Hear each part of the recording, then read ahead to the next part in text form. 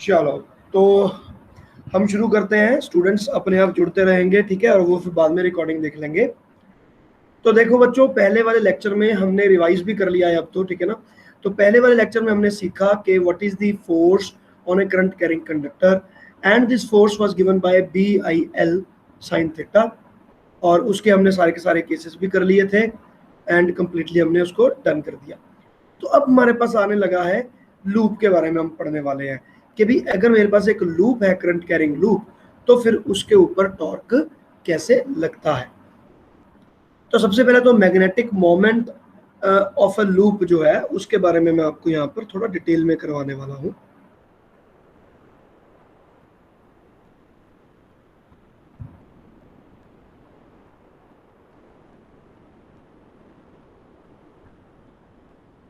Magnetic moment of a loop. तो magnetic moment of a loop आपको याद होगा, मैग्नेटिज्म एंड मैटर में भी हमने पढ़ा था। Eight that time I also told you that this magnetic moment it is equal to NIA and A is a vector। तो ये मैग्नेटिज्म एंड मैटर में हमने पढ़ा था कि magnetic moment is this. At that time we have also studied that a current carrying loop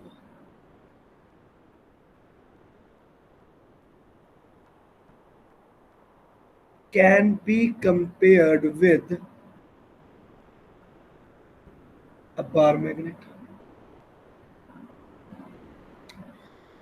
ये हमने पहले मैग्नेटिज्म एंड मैटर में थोड़ा सा इसका इंट्रोडक्शन किया था। तो अभी हम डिटेल में करने वाले हैं कि हम ये वाला फार्मूला कैसे डिराइव करते हैं, ठीक है। तो सबसे पहले मैं यहाँ पर एक लूप बना लेता हूँ। Let's say this is the loop, और I want to find the magnetic field like on this axis at some certain point। तो इसको मैं लिख दिया x, ठीक है। At x distance I need to find this. तो अब यहाँ पर मैं इस लूप में करंट फ्लो कर रहा है,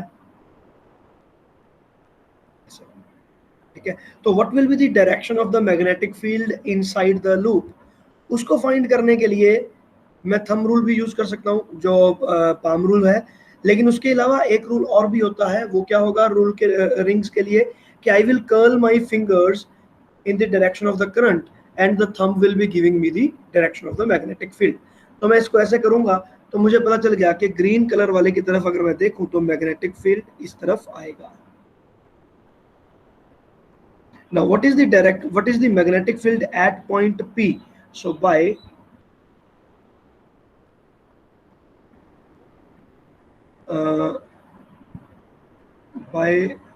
बायोट-सेवर्ट लॉ ले लेते हैं हम यहाँ पे, क्योंकि अब हम ये सब चीज कर चुके हैं। तो मैग्नेटिक फील्ड हमारे पास क्या आ गया, magnetic field comes out to be equal to mu naught by 4 pi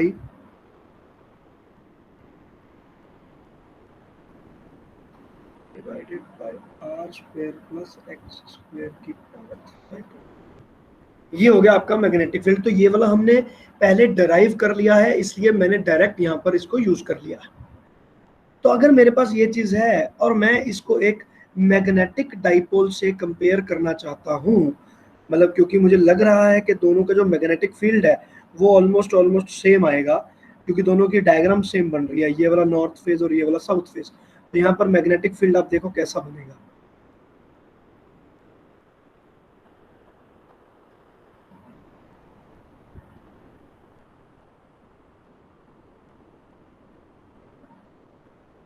इस तरह से मैग्नेटिक फील्ड बनेगा जो कि मेरी विंग का होगा। लेकिन अगर मैं अपने इस डाइपोल मैग्नेटिक डाइपोल का अगर मैं बनाऊं तो कैसा बनेगा, देखते हैं।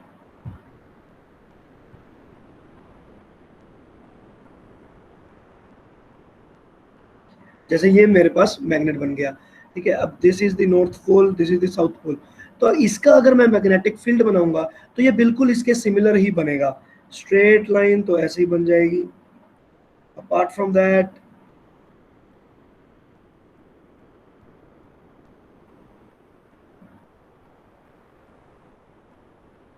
तो आप देख सकते हो कि अगर मैं ये डायग्राम को कंपेयर करूं तो the magnetic field of both of the diagram is comparable.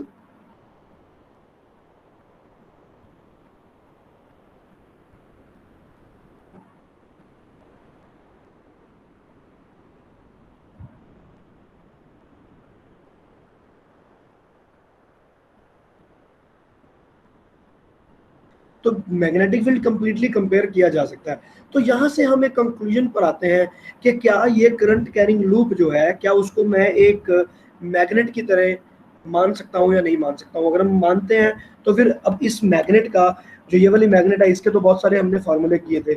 इसका हमने डाइपोल वाला फार्मूला किया था, ठीक है। और मैं यहाँ पे लिख देता हूँ, from dipole we know that the magnetic field of this dipole at a distance x from it, that will be equal to mu naught by 4 pi twice of m vector divided by x cube।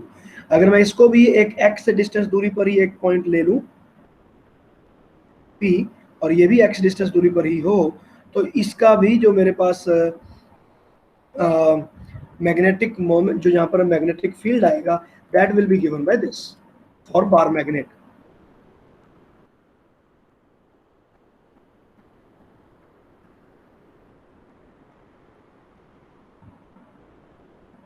For bar magnet dipole. इसको मैं यहाँ पे compare करने की कोशिश करूंगा, ठीक है। So now I am taking a special case here. अब यहां पर मैंने एक कंडीशन लगा दिया,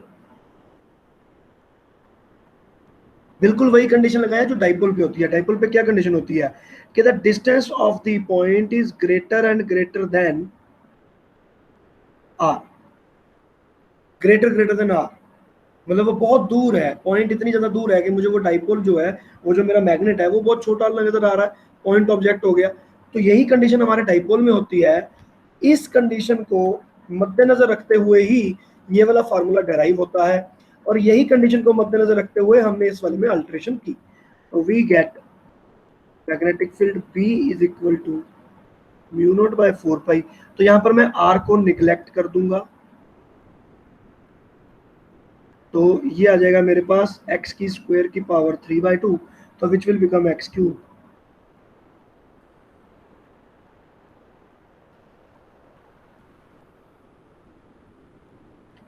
तो इसको 1 लिखेंगे, और ये जो ग्रीन कलर में मैंने यहाँ पर लिखा है इसको 2 लिखेंगे। And on comparing both of these, on comparing both of these,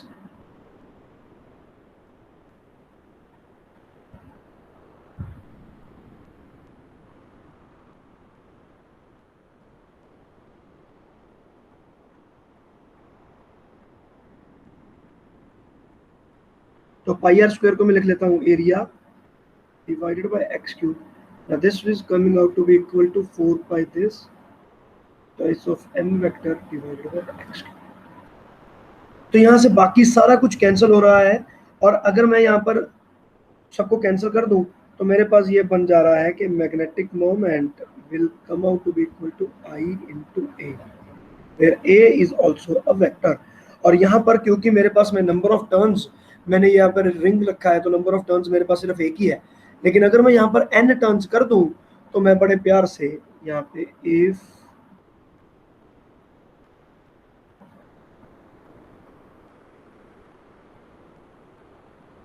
if n turns are there, the magnetic moment of a current carrying loop can be written as NIA।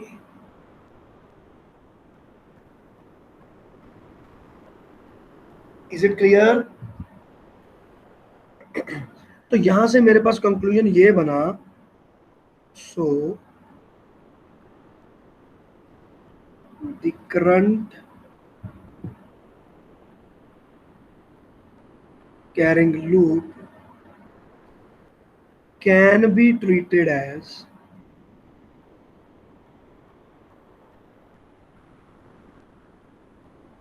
a bar magnet with magnetic moment as NIA। तो उसका जो मेरे पास magnetic moment बन गया वो NIA ले लूंगा। तो मैं हर किसी रिंग को किसी भी रिंग को मैं एक मैग्नेट मान सकता हूं। ठीक है बच्चे, इसमें कोई डाउट है तो बता दो, कोई भी प्रॉब्लम यहां तक? मुझे नहीं लगता कोई प्रॉब्लम होगा। No sir. No sir. चलो तो इसके आगे चलते हैं। तो now next topic is torque.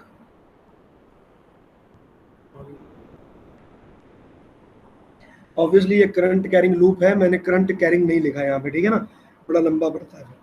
अब देखो, अब यहाँ पर एक सवाल ये पैदा होता है कि अगर मैं अपनी करंट कैरिंग लूप को अगर मैं एक मैग्नेट के रूप में रख सकता हूं, ठीक है, तो अब एक मैग्नेट को तो मैं अगर मैग्नेटिक फील्ड में रखूंगा तो टॉर्क लगेगा, हमने किया था। ठीक है, तो मैं यहाँ पर इसको यहाँ पे बनाता हूँ, टॉर्क ऑन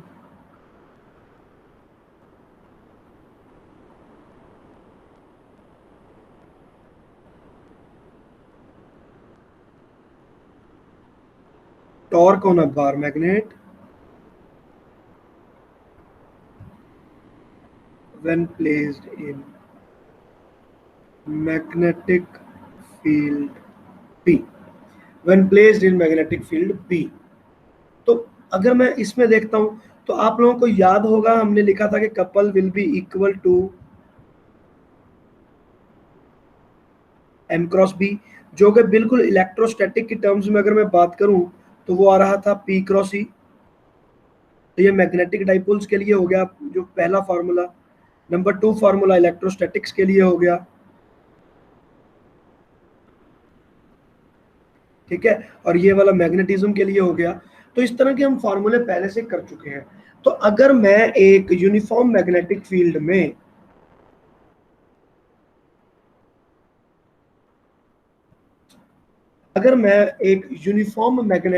के अंदर एक बार मैग्नेट को रखता हूं तो उसको टॉर्क लगेगा। अभी हर्ष आ गया? चलो थोड़ा जा टॉपिक कितना है, बट ये टॉपिक अपने रिपीट ही कितना होया है, बिकॉज ये वाला टॉपिक तो हमने पहले कर लिया था कि magnetic moment is equal to NIA। ठीक है, मैंने उसी को रिपीट किया है थोड़ा डिटेल में, तो इसकी एक वीडियो देख लेना, ठीक है ना। तो यहां से हमारा नया टॉपिक शुरू हो रहा है, टॉर्क ऑन लूप, जो आज का टॉपिक है। देखो आज का क्या टॉपिक है, torque on current carrying loop and galvanometer. So we have started the topic now, torque on loop. इससे पहले वाला वीडियो चेक कर लेना, ठीक है। अब देखो, अब यहाँ पर मेरे पास आ गया कि मैं अगर मैं इस लूप को, किसी भी करंट कैरिंग लूप को अगर मैं एक मैग्नेट के साथ कंपेयर कर सकता हूँ, तो क्योंकि मैंने पहले टॉपिक कंप्लीट किया था कि when a bar magnet is placed in a magnetic field it will experience a torque, जैसे कि इलेक्ट्रोस्टैटिक में डाइपोल करता है। तो इसका मतलब तो यह हुआ कि करंट कैरिंग लूप जो कि मैग्नेट की तरह ट्रीट की जा सकती है, उस पर भी टॉर्क लगेगा। इसी चीज को फाइंड करने के लिए हम ये वाला टॉपिक करेंगे। तो let us have a loop here. एक डायग्राम बना रहा हूं मैं पहले, और यहां पर मैंने रख दी मैग्नेट।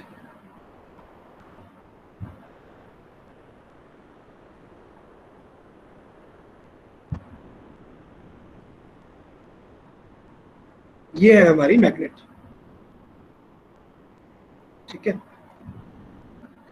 और ये मैग्नेट हो गया लेट अस से नॉर्थ पोल, ये हो गया लेट अस से साउथ पोल। तो नॉर्थ पोल और साउथ पोल, ये मैं टॉप व्यू ले रहा हूं बच्चे, ये याद रखना,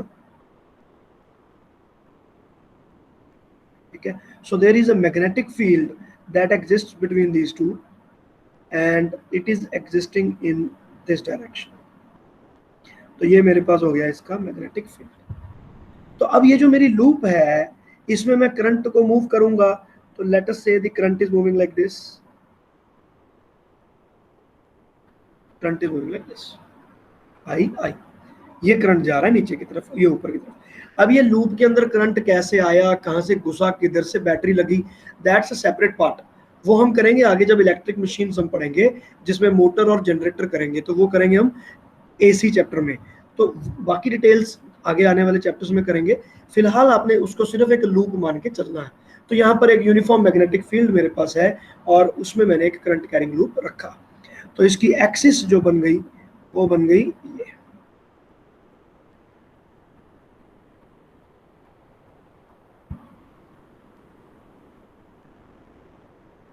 एक्सेस।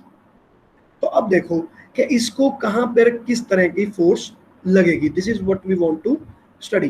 तो आप देख सकते हो कि मैं ये जो वायर्स हैं इनका नाम रख देता हूँ, let's we call this A B,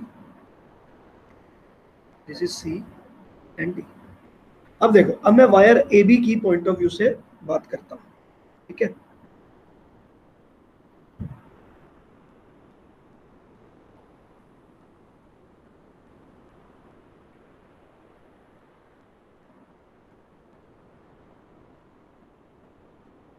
wire A and B के पॉइंट ऑफ व्यू से हम बात करेंगे। तो यहाँ पर हम रखते हैं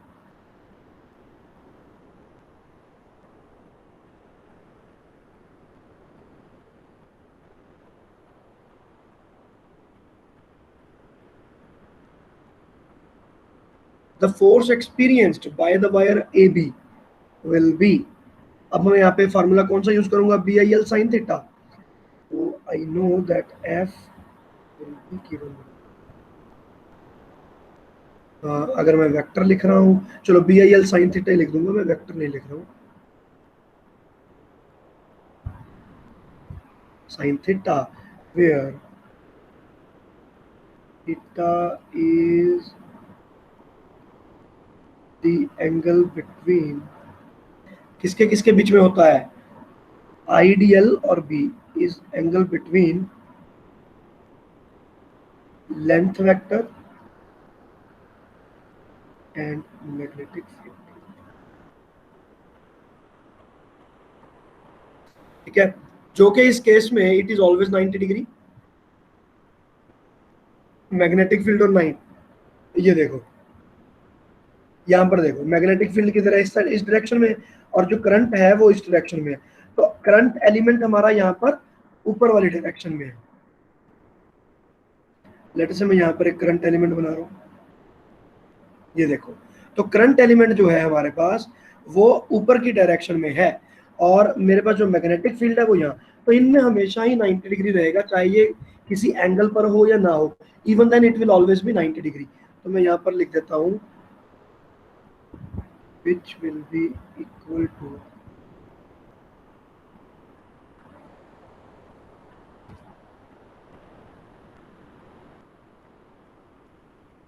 which will be equal to 90 degree always। so जो मेरे पास फोर्स लगेगी that will be given by clearly BIL। तो मैं साइन थीटा अब नहीं लिख रहा हूँ, तो BIL हो गया। यहाँ से हमें पता चल गया कि कितने न्यूटन इसको फोर्स लग रही है एक वायर को। तो ये तो होगी आपके पास एक वायर की पास फोर्स। अब मैं फाइंड करना चाहता हूँ टॉर्क के, इसको टॉर्क कैसे लगेगा। तो टॉर्क के लिए मुझे इसमें एक डिस्टेंस लेना पड़ेगा।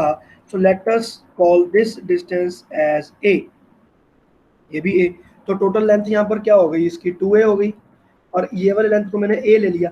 तो मैं इस एक्सिस से अगर मैं देखूंगा कि यहाँ पर मेरे को कितनी फोर्स लग रही है, तो अब मैं टॉर्क फाइंड करना चाहता हूँ। तो टॉर्क फाइंड करने के लिए मुझे सबसे पहले इसका फ्रंट व्यू वाला डायग्राम बनाना होगा। तो I am now drawing the front view.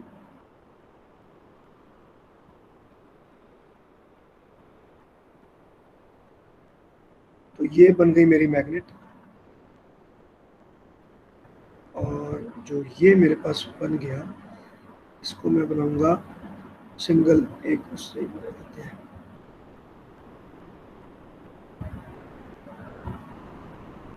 So this is my coil. अब यहाँ पे मेरी वायर का क्रॉस सेक्शन है, तो एक जगह पे करंट अंदर जा रहा है, एक जगह पे बाहर आ रहा है। तो वो मैंने यहाँ पर पहले ही बना दिया कि यहाँ पर मेरा करंट जो है वो अंदर जा रहा है, और इसमें मैं बना देता हूँ करंट बाहर आ रहा है। यहाँ पे करंट बाहर आ रहा है और यहाँ पे करंट अंदर जा रहा है। तो एक जगह पे मैंने क्रॉस लगा दिया, एक जगह मैंने डॉट लगा दिया, मतलब करंट, ठीक है ना। इसको ऐसे लिखा भी जाता है करंट, और उसके बाद फिर ऐसा, और यहाँ पे लिख देंगे करंट, ठीक है। तो ये बन गया, और ये बन गई आपकी एक्सिस, वर्टिकल एक्सिस।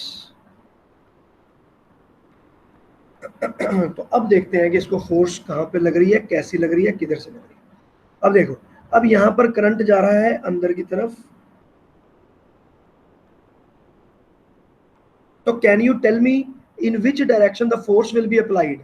हाँ भाई बच्चों बताओ, सोच के बताना कि फोर्स किधर लगेगी। मैग्नेटिक फील्ड हमारा इधर है, मैग्नेटिक फील्ड की डायरेक्शन गिवन है, करंट की डायरेक्शन गिवन है। Now we want to find the force on the current carrying conductor. So this is called right hand palm rule type 2। तो टाइप 2 वाला palm rule लगेगा यहाँ पे। तो कैसे लगेगा, अंगूठा मेरा करंट की तरफ और इनटू द बोर्ड, और उंगलियां मेरी मैग्नेटिक फील्ड की तरफ।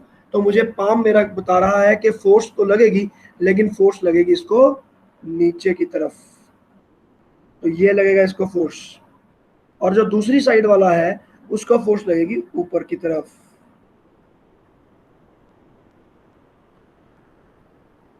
हाँ भाई, इज इट क्लियर। ये ऊपर हो गया, नीचे हो गया। तो यहाँ पर अब ये टॉर्क लग गया, ठीक है। अब अगर ये टॉर्क लग गया तो मैं अब इसका टॉर्क फाइंड करना चाहता हूँ। What will be the torque. अच्छा,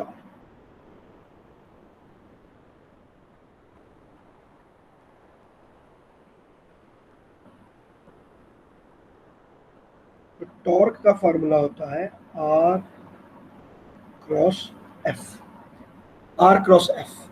तो यहां पर मैं देखता हूं, तो ये मेरे पास बन गया R into F into sine phi. तो यहां पर मैं फाई की डेफिनेशन लिखूंगा, वेयर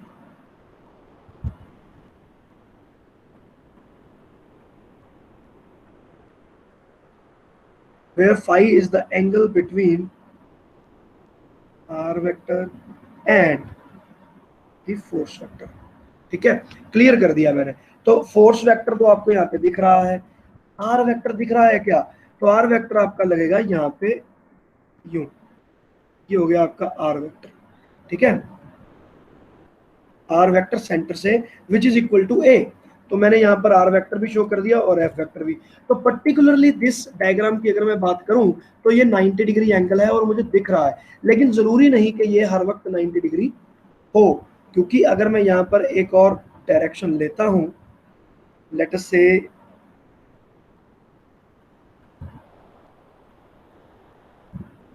मैं ये डायरेक्शन लेता हूं इस पॉइंट पर।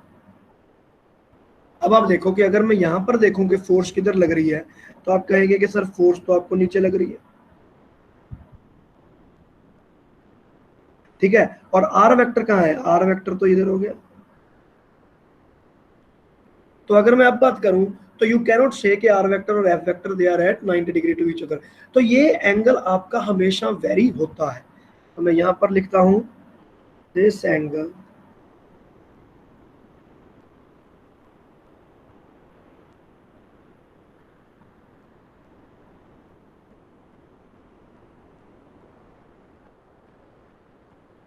everywhere it varies,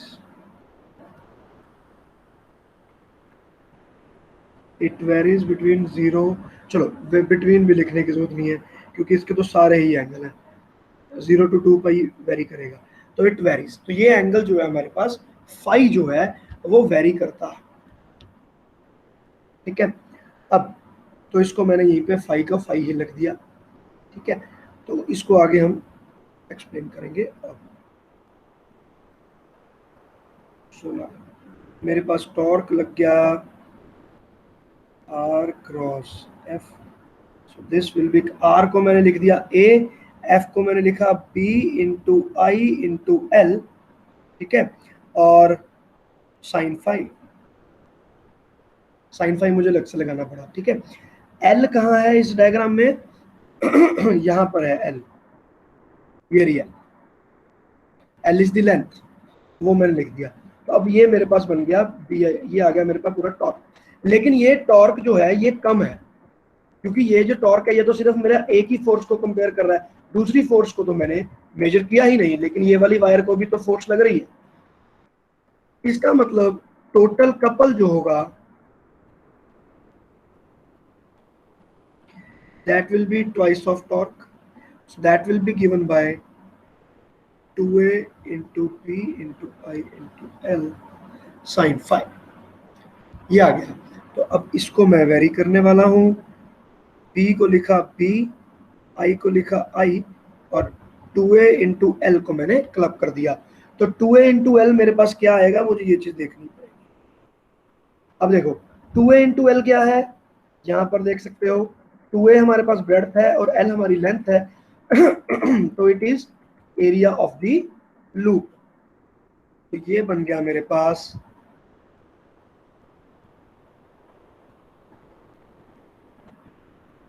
into sine five. बच्चे कहीं पे भी कंफ्यूजन हो तो मुझे बता देना। अब मैं यहाँ पर क्या करूंगा, अगर मेरे पास n नंबर ऑफ टर्न्स हो तो n into I into A sine phi, तो ये मेरे पास बन जाता है p into M sine five.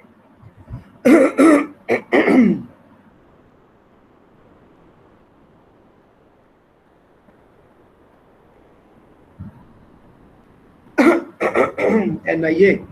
अब यहां पर देखो साइन फाइव आ गया, अब b इंटू एम, तो ये साइन फाइव क्या आएगा, five is now the angle between b magnetic field and the magnetic moment. तो मैं यहाँ पर देखूंगा कि मेरे पास टॉर्क आ जाएगा इक्वल टू दिस। यहाँ पर बच्चे मैं थोड़ा सा डिटेल में जाने की कोशिश करता हूँ। देखो अब यहाँ पर मुझे ये पता है कि magnetic field is a vector, m is also a vector, और इनके साथ में साइन फाइव है और five is the angle between them. तो मुझे क्लियर दिख रहा है कि ये एक वेक्टर का क्रॉस प्रोडक्ट है। लेकिन यहाँ पर मेरे पास दो ऑप्शन आएंगी क्रॉस प्रोडक्ट में। पहली ऑप्शन मेरे पास आती है b क्रॉस m और एक ऑप्शन मेरे पास आती है m क्रॉस b। तो इन दोनों ऑप्शंस में से कौन सी ऑप्शन मुझे करेक्ट है, मुझे अब ये देखना है। तो वो कैसे देखूंगा मैं, ये चीज मैं आपको बताने वाला हूं।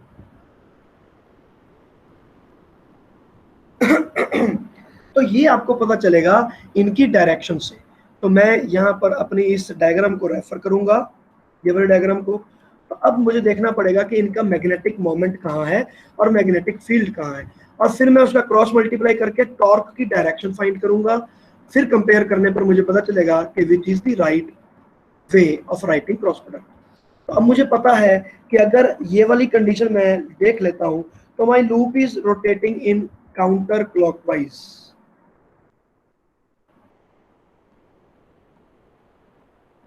ये मुझे पता है। तो अब मैं क्या करूंगा, इसका मैग्नेटिक मोमेंट मैंने डिफाइन किया, तो मैग्नेटिक मोमेंट कहाँ चला गया, देखो magnetic moment of this can be shown like this, जो कि मैंने रेड कलर में शो किया है मैग्नेटिक मोमेंट। तो ये हो गया आपका मैग्नेटिक मोमेंट, ये हो गया मैग्नेटिक फील्ड। तो अब इसको टॉर्क कहाँ से कहाँ लग रहा है, अब आपको ये चीज देखनी है। तो टॉर्क कहाँ से लगेगा,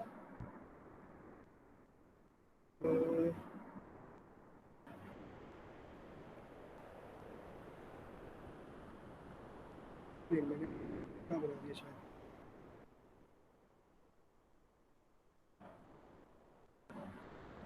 ओके करंट किधर जा रहा है, देखो करंट इधर, यस मैंने यहाँ पर डायरेक्शन गलत बना दी। मैग्नेटिक मोमेंट का डायरेक्शन मैंने गलती से यहाँ पर बना दिया। देखो डायरेक्शन ऑफ मैग्नेटिक मोमेंट यहाँ पर लिख देता हूँ,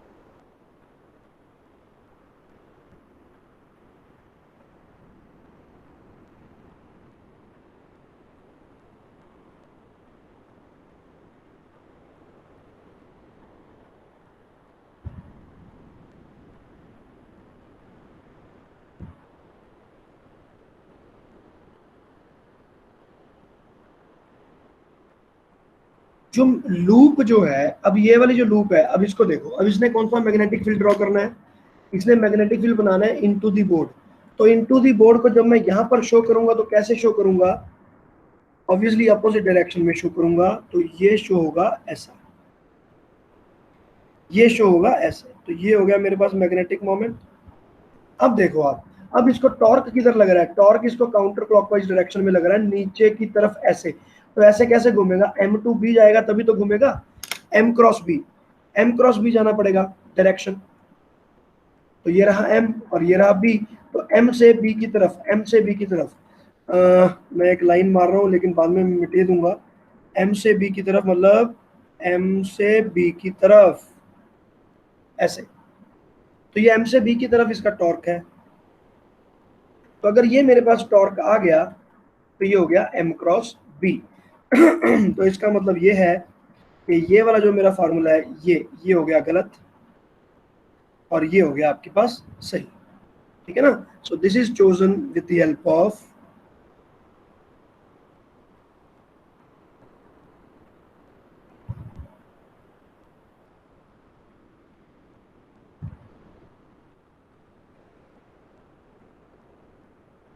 डायरेक्शंस। तो जब आप क्रॉस प्रोडक्ट करते हो तो क्रॉस प्रोडक्ट करके आपका एक वेक्टर बनता है। तो वेक्टर का मैग्नीट्यूड कितना होता है, a into B sine theta, और डायरेक्शन क्या होती है, a से b की तरफ उंगलियों को कर्ल करना पड़ेगा और अंगूठा उस वेक्टर की डायरेक्शन देता है। बिल्कुल ये फॉर्मूला यूज करते हुए मैंने टॉर्क की डायरेक्शन को फाइंड किया और फिर मैंने देखा क्या वो काउंटर क्लॉकवाइज आ रहा है, तो काउंटर क्लॉकवाइज डायरेक्शन मेरी m से b जाती है, तो फिर मेरे पास m से b सही आएगा और b से m गलत हो जाएगा। This is wrong. ये हो गया m क्रॉस b। ओके बच्चों, तो यहां पर मैं एक कंक्लूजन पर आ गया हूं। So the couple torque is again given by m cross b। ये बिल्कुल वही है जो हमने पहले टॉर्क का फॉर्मूला किया था, जो बार मैग्नेट के ऊपर लगता था, ये बिल्कुल वही फार्मूला है। इतना डेरिवेशन करने की रिक्वायरमेंट नहीं थी, आप डायरेक्ट वहां से कॉपी पेस्ट भी कर सकते थे। ये देखो यहाँ पर मैंने लिखा हुआ है m cross b, but proof तो करना ही था। We have now proved it. So the torque on this loop will be equal to, बच्चे कोई भी डाउट है तो पूछ सकते हो आप, because this is where we have completed our topic. तो यहाँ पर मेरा एक नया टॉपिक स्टार्ट होने वाला है। हाँ भाई बताओ, नहीं है डाउट तो बोल दो नो सर। नहीं सर। ओके, बाकी लोग no sir.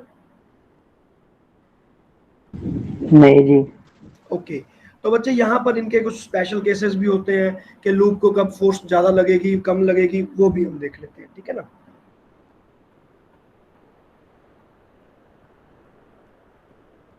Number 1, obviously theta पर ये डिपेंड कर रहा है, साइन थीटा आ रहा है मेरे पास यहाँ पे, ठीक है। तो अब मैं यहाँ पर सबसे पहली कंडीशन लगाता हूँ कि theta is equal to 0 degree. So couple is equal to M P sine theta, और यहाँ पर जब 0 लगाऊंगा तो the couple will be equal to 0। It means, so when the angle between m vector and b vector is 0 degree,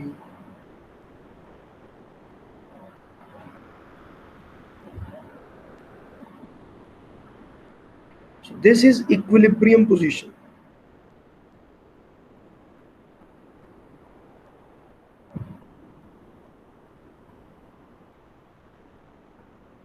equilibrium position, तो equilibrium position, अब ये theta 0 degree है, तो 0 डिग्री वाली इक्विलिब्रियम पोजीशन कैसे आएगी, अब आप ये देखो, ठीक है ना। मैग्नेट के केस में तो 0 डिग्री मुझे सबसे पहले मुझे समझ में आता है कि मेरे पास भाई जो मैग्नेटिक फील्ड होगा वो भी ऐसा ही होगा,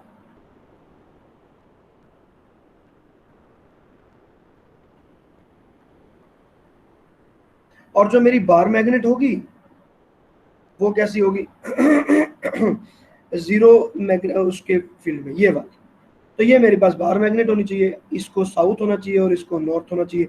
अगर ये कंडीशन होगी तो मेरे को टॉर्क जो लगेगा that will be equal to 0। और रिंग के केस में हमारे पास क्या होगा, तो रिंग के केस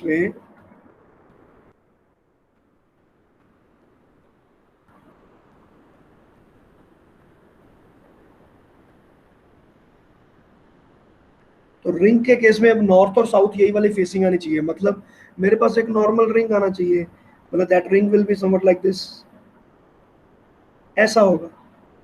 ये रिंग हो और इसका जो करंट है वो इधर से यहां से जाए,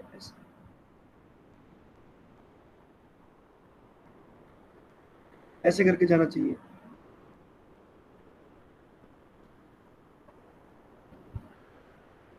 ये आउटर पार्ट है और ये वाला अंदर वाला पार्ट है, तो मतलब इस तरह से जाएगा तो आपके पास ये बिल्कुल इस तरह से बन जाएगी। तो अगर आपकी रिंग ऐसी है, ठीक है बच्चे, इसमें ये बात का ध्यान रखना कि दिस पार्ट, ये वाला पार्ट पीछे है, ठीक है ना। अब अगर मैं इसकी बात करूं तो ये वाली पोजीशन में आपको जो कपल लगेगा, इसको जो टॉर्क लगेगा, couple will be equal to 0।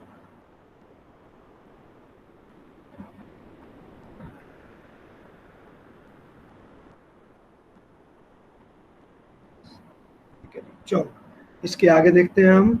तो अब मेरे पास आ जाता है point number 2, when theta is equal to, obviously यहाँ पर 180 डिग्री भी इंक्लूड हो गया, पैरेलल और एंटी पैरेलल वाला हो गया। ठीक है, दो तरह का यहाँ पर इक्विलिब्रियम बनेगा। एक इक्विलिब्रियम को हम बोलेंगे स्टेबल इक्विलिब्रियम, एक को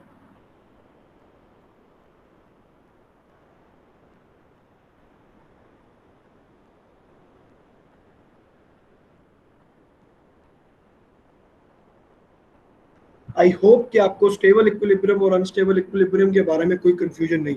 अब हमने इलेक्ट्रोस्टैटिक्स भी कर लिया, मैग्नेटिज्म एंड मैटर भी कर लिया है, तो अब आपको कोई दिक्कत नहीं होनी चाहिए। और ये 11th का टॉपिक है। स्टेबल इक्विलिब्रियम मतलब जैसे है वैसे ही रहेगा, डिस्टर्ब करने पर वापस पोजीशन रिटेन होगी। अनस्टेबल मतलब जैसा है वैसा ही रहेगा, लेकिन अगर थोड़ा सा डिस्टर्ब किया तो बिल्कुल चेंज हो जाएगा, दैट इज अनस्टेबल। ठीक है, तो अब आ गई हमारे पास point number 2, when theta is 90 degree. So यहां पर आ जाएगा the couple will be maximum.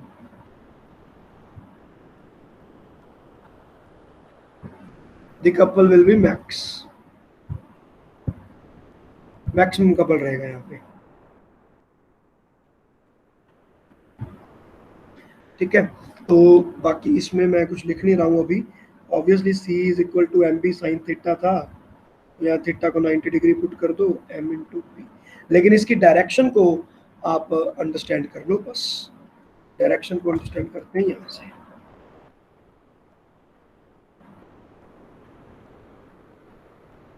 अब जो मेरे पास, अरे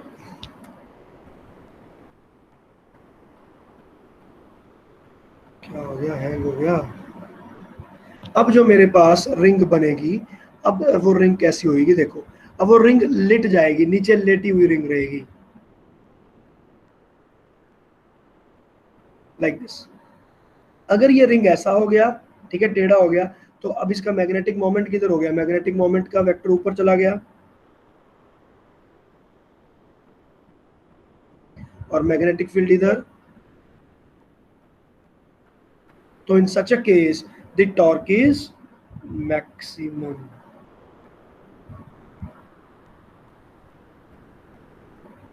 टॉर्क इज मैक्सिमम।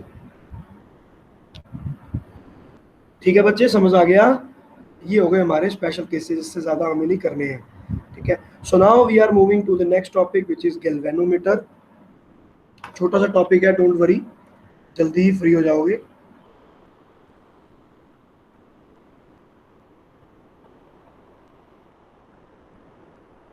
तो गैल्वेनोमीटर क्या है ये तो मैं आपसे पहले डिस्कस कर चुका हूं, और करंट इलेक्ट्रिसिटी चैप्टर में हमने पढ़ा था कि how you can convert a galvanometer into ampere meter और इनटू वोल्ट मीटर, वो हमने किया था। लेकिन गैल्वेनोमीटर होता क्या है वो मैंने आपको तब नहीं बताया था, और तब मैंने बोला था कि it will be covered in magnetism chapter. So this is now that we are doing it. ये गैल्वेनोमीटर दो तरह का होता है बेसिकली, हम यहाँ पर इसको डिफाइन कर सकते हैं, the device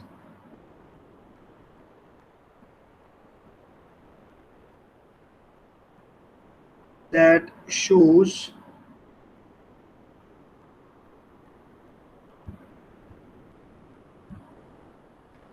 deflection or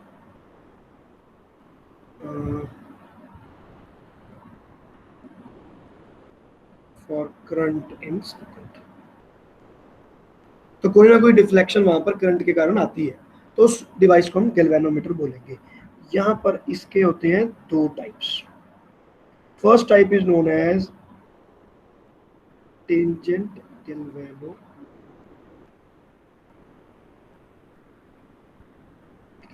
and second type is known as moving coil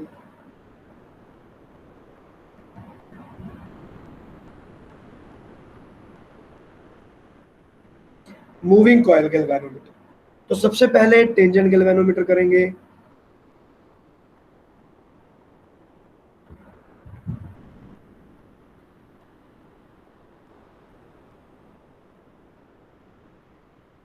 So tangent galvanometer is that galvanometer which is actually based on the Earth's magnetic field. ठीक है, तो यहाँ पर लिखते हैं this galvanometer, चलो लिखने की जरूरत नहीं है, this galvanometer is based on earth's magnetic field, तो वो तो जब हम थ्योरी करेंगे तो पता चल ही जाएगा। तो अब देखो, अब इस केस में क्या होता है, let us say there is a magnetic field that is in this direction. अब ये हो गया आपका BH, मतलब the horizontal component of earth's magnetic field.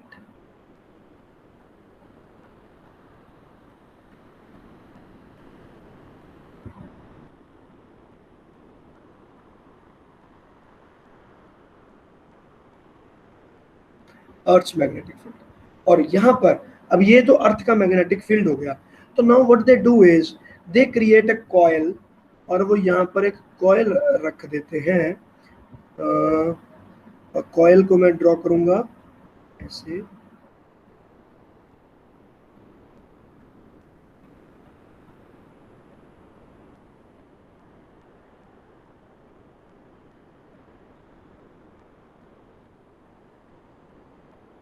You can say the coil is like this. तो अब इस कॉइल में यहाँ से करंट बाहर आ रहा है और यहाँ से करंट अंदर जा रहा है, ठीक है। अब ये मैंने कॉइल का क्रॉस सेक्शन ड्रॉ किया है बच्चे, इस बात को ध्यान रखना, ये कॉइल का क्रॉस सेक्शन है, एक तरह से ये कॉइल का टॉप व्यू है, ठीक है, सेक्शनल टॉप व्यू ये लिख देते हैं।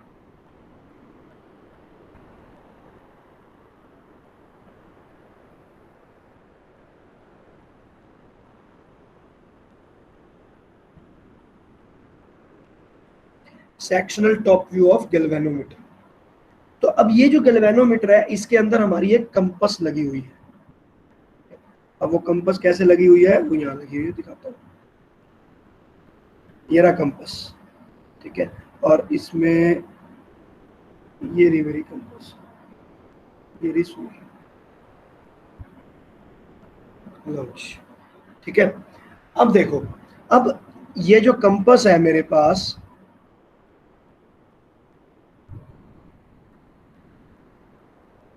ये टॉप व्यू है बच्चे, ध्यान रखना, ये कॉइल है, ठीक है ना, out of the paper into the paper जा रहा है। तो जब मैं इसमें से करंट फ्लो करूंगा, देखो करंट फ्लो करने से पहले मैं आपको बात समझा देता हूं, मेरे पास ये रही कंपास, तो compass will be pointing towards the earth's magnetic field, तो ये बिल्कुल इसी मैग्नेटिक फील्ड की तरफ होगा। तो यहाँ पर मेरे पास यहाँ पर एक स्केल बना हुआ है इसी कंपास के ऊपर, ठीक है, ऐसे,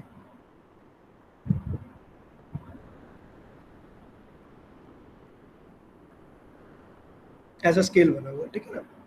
अब देखो, अब यहां से जब ये पहले 0 डिग्री पर पॉइंट कर रहा है, लेकिन जब मैं इस कॉइल में से करंट पास करूंगा, कॉइल में से मैंने करंट पास किया, तो eight that time a magnetic field will come into play, क्योंकि करंट के कारण है, करंट की कॉइल के कारण है। तो अभी करंट की कॉइल मैंने बहुत बार पढ़ा ली, तो करंट की कॉइल का मैग्नेटिक फील्ड हमारे पास कैसे आएगा, that will be in this direction. तो इसको मैं लिख सकता हूं magnetic field because of the coil.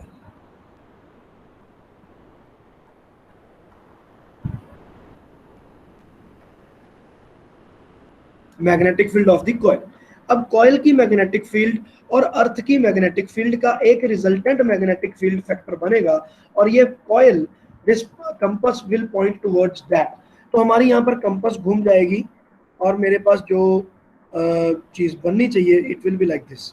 Resultant magnetic field, late us से मेरा इस डायरेक्शन में आ गया रिजल्टेंट मैग्नेटिक फील्ड, और मेरे पास जो ये कॉइल आ गई, जो मेरा कंपास है, that compass will be like this. So compass has now shown the deflection and this angle will be known as phi. इसको मैं एंगल को क्या बोलूंगा, phi। इस एंगल को मैंने बोला phi, तो phi एंगल ये रोटेट कर गया। तो यहां पर मैं लिख सकता हूं फ्रॉम द डायग्राम,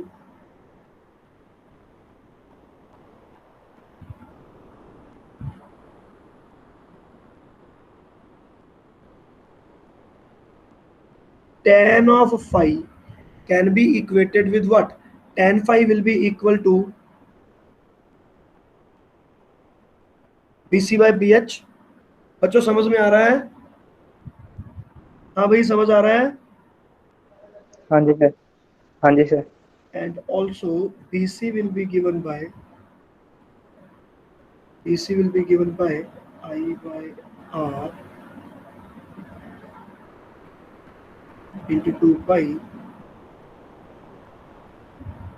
ये आपका BC हो गया। तो इस BC को मैं यहाँ पर पुट कर दूंगा, वैल्यू को सब्स्टिट्यूट कर दूंगा।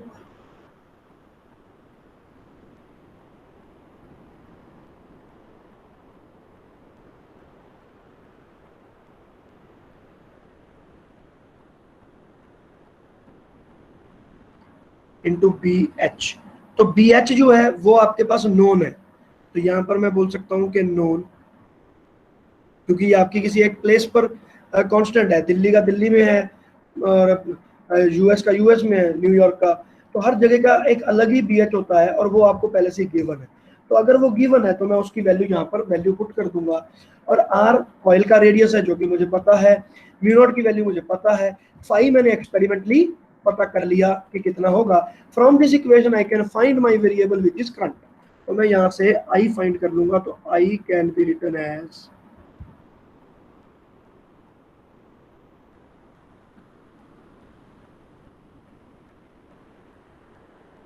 Into 10 five.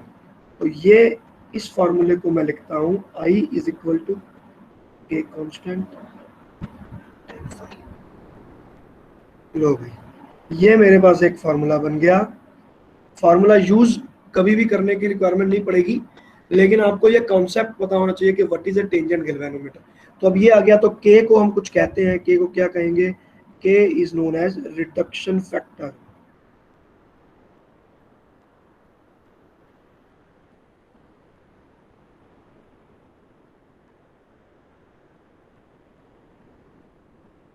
Reduction factor of galvanometer. So with this I think ये वाला टॉपिक आपका टेंजेंट गैल्वेनोमीटर जो टॉपिक है, ये तो आपका बहुत अच्छे से हो गया होगा, आपको समझ में आ गया होगा कि क्या है। अभी इज इट क्लियर? ठीक है। यस तो सर। अब इसके बाद हम करेंगे मूविंग कॉइल गैल्वेनोमीटर।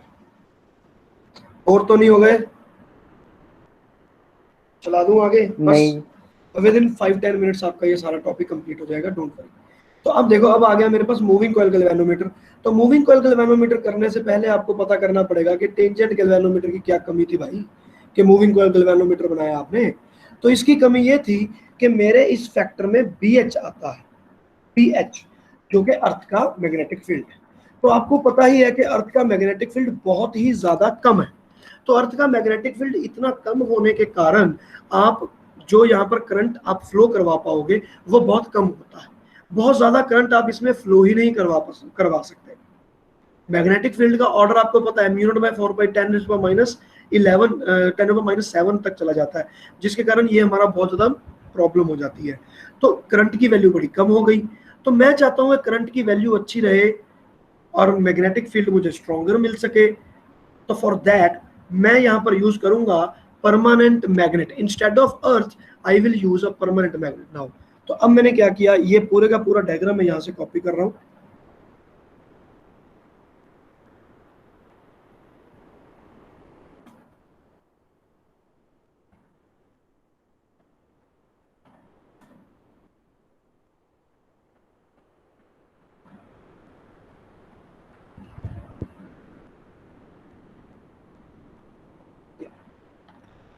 ठीक है।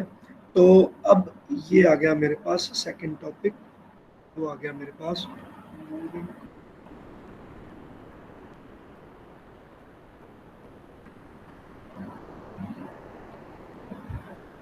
ना, मूविंग कॉइल गैल्वेनोमीटर में क्या होता है, मैं अर्थ का मैग्नेटिक फील्ड यूज नहीं करूंगा, और इसको मैंने मिटे दिया।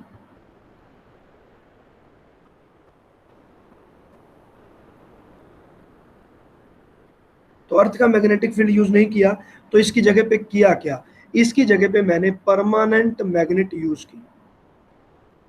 Permanent magnet. तो लेट अस से एक ये हो गया, एक ये हो गया। ठीक ठीक है, ये हो गया मेरा नॉर्थ, ये हो गया मेरा साउथ, नहीं नीचे नॉर्थ ऊपर साउथ, क्योंकि मुझे डायरेक्शन तो सेम रखनी है ना। तो मैंने नीचे लिख दिया नॉर्थ, तो नॉर्थ से मैग्नेटिक फील्ड निकलेगा, साउथ में एंटर कर जाएगा। तो now there is also a magnetic field that exist here, और वो मैग्नेटिक फील्ड अब ऊपर की तरफ जाता है यहाँ से। ये एक मैग्नेटिक फील्ड है ही। ये अब मेरी तरफ से आर्टिफिशियल मैग्नेटिक फील्ड मैंने यहाँ पर क्रिएट कर दिया। और मेरे पास यहाँ पर वही कॉइल मेरी पुरानी पड़ी ही पड़ी थी। तो अब यहाँ पर जब मैं करंट इसको मूव करूंगा, नहीं मुझे डायग्राम ये सारे के सारे दोबारा बनाना पड़ेगा, ओहो उसमें तो टाइम लगेगा। चलो, तो बच्चे हम ऐसा करते हैं, इस टॉपिक को हम यहीं पे छोड़ते हैं, क्योंकि उसमें डायग्राम हमें दोबारा बनाना पड़ेगा और उसमें काफ़ी टाइम लगेगा। तो मेरी इसके बाद भी एक नेक्स्ट क्लास है, तो we will stop this topic here only. और इस टॉपिक के बाद हमारा आप लोगों का एक टॉपिक और बचा है, which is like force on moving charge in magnetic field.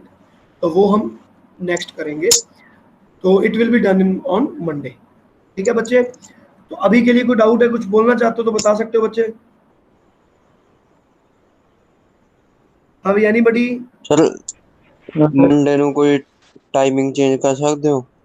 किवें? ਉਹ ਸਰ 1:30 ਵਜੇ।